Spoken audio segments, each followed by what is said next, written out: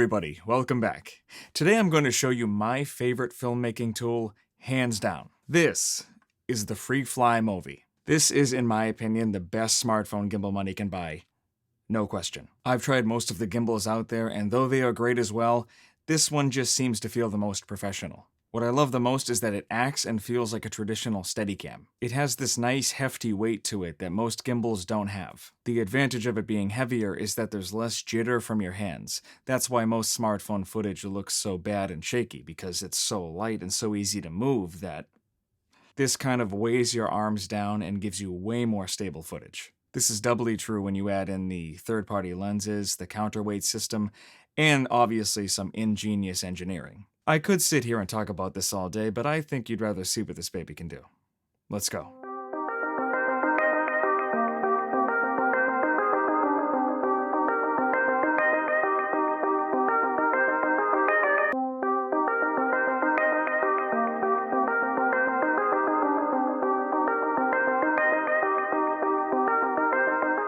Alright, that is just a small taste of what the Freefly Movi is capable of. I love this gimbal.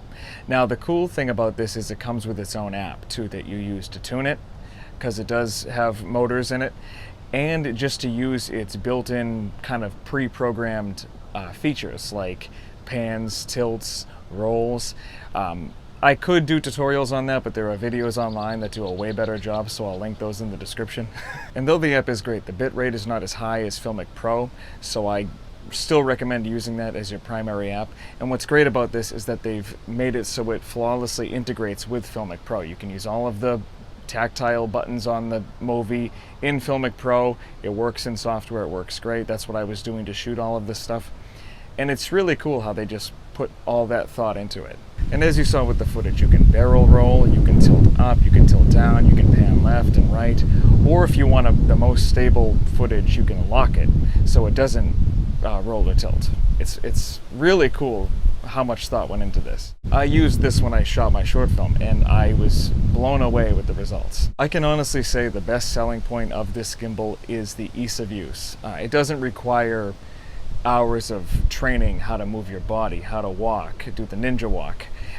It's basically anybody can pick it up, and after I'd say like a half hour, it's like you've been using it for 10 years. It's insane.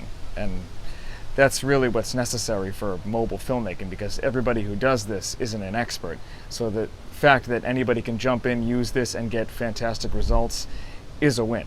I would primarily use this for walk and talks, to kind of fake a slider shot if you don't have the money for a slider, or just any scenario when you need the smoothest footage possible. This kind of works in conjunction with the OIS, the optical image stabilization in the iPhone, to give you buttery smooth footage. Okay, bottom line, is it worth it? That depends. If you're trying to make films and you want them to look as cinematic and smooth as humanly possible, yes, it is definitely worth the $300. If you're not, if you're just trying to do some run and gun and you like the more raw look of handheld, or maybe using like the B script, that might work for you. I personally think it's worth it, but everybody's situation will differ. You'll just have to think about what you're trying to accomplish, what you're trying to film, and then just make a decision. I plan to make a lot of short films, so I figured it was a good investment. Anyway, those are my thoughts on this gimbal, but it looks like it's about to rain any second, so I'm gonna head back into the studio. Bottom line, this is a great piece of equipment, and it is very expensive. It just comes down to what you're trying to achieve, what shots you're trying to get.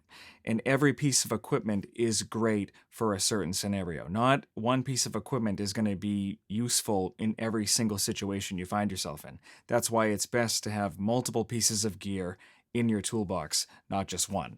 Next, I'm going to cover a great stabilization tool that's way more versatile, and it's a fraction of the price. So definitely stay tuned for that. And that's the video, everybody. Thank you so much for watching. As always, like, comment, subscribe, ring the bell to get notified every time a new video comes out, and I'll see you in the next one. Thanks. Yeah, I wanna run off and fly, and I'll tell myself it's fine to